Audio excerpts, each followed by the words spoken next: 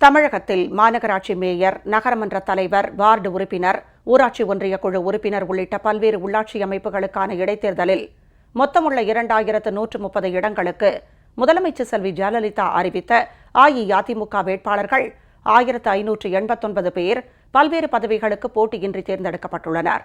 இது முதலமைச்சர் செல்வி ஜெயலலிதா சிறப்பாக நிறைவேற்றி வரும் அடுக்கடுக்கான மக்கள் நலத்திட்டங்களுக்கு கிடைத்த மகத்தான வெற்றி என பொதுமக்கள் மற்றும் பல்வேறு தரப்பினரும் வெகுவாக பாராட்டியுள்ளனர்.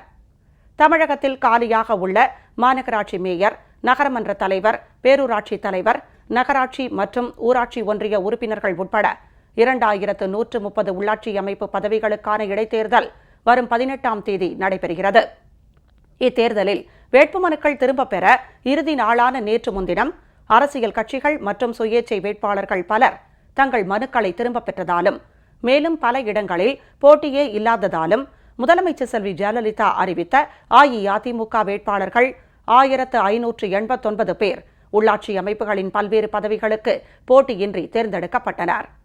தமிழகத்தில் காலியாக உள்ள திருநெல்வேலி, தூத்துக்குடி, கோயம்புத்தூர் ஆகிய 3 மாநகராட்சிகளின் மேயர் பதவிகளுக்கான இடைத்தேர்தலில் திருநெல்வேலி மாநகராட்சி அஇஅதிமுக வேட்பாளர் திருமதி புவனேஸ்வரி போட்டியின்றி தேர்ந்தெடுக்கப்பட்டுள்ளார். இதேபோல் மொத்தமுள்ள 8 நகர்மன்ற தலைவர் பதவிகளுக்கு கழக வேட்பாளர்கள் 4 பேரும், 7 பேரூராட்சி தலைவர் பதவிகளுக்கு 1 கழக வேட்பாளரும் போட்டியின்றி தேர்ந்தெடுக்கப்பட்டுள்ளனர்.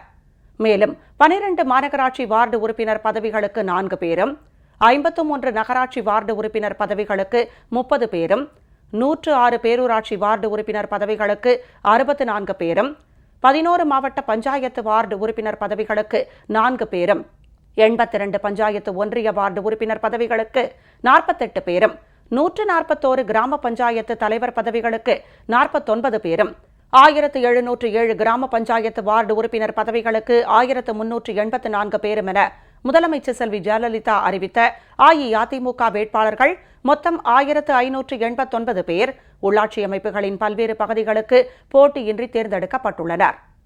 உள்ளாட்சி அமைப்புகளுக்கான இடைத்தேர்தலில் ஏராளமான அஇஅதிமுக வேட்பாளர்கள் போட்டியின்றி தேர்ந்தெடுக்கப்பட்டிருப்பது தமிழகத்தில் அடுக்கடுக்கான மக்கள் நலத்திட்டங்களை திறம்பட செயல்படுத்தி வரும் முதலமைச்சர் செல்வி ஜெயலலிதாவுக்கு கிடைத்த மேலும் ஒரு மாபெரும் வெற்றி என பொதுமக்கள் மற்றும் பல்வேறு தரப்பினரும் பாராட்டு தெரிவித்துள்ளனர்.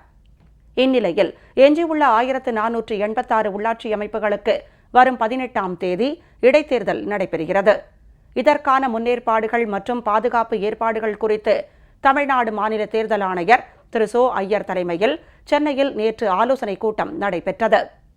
இந்த கூட்டத்தில் சட்டம் ஒழுங்கு கூடுதல் தலைமை இயக்குநர் திரு டி. ராஜேந்திரன், சென்னை பெருநகர காவல்துறை கூடுதல் ஆணையர் திரு RS நல்லசிவம், காஞ்சிபுரம் DIG திரு KN சத்யமூர்த்தி மற்றும் மாநில தேர்தல் ஆணைய அதிகாரிகள் உள்ளிட்டோர் பங்கேற்றனர்.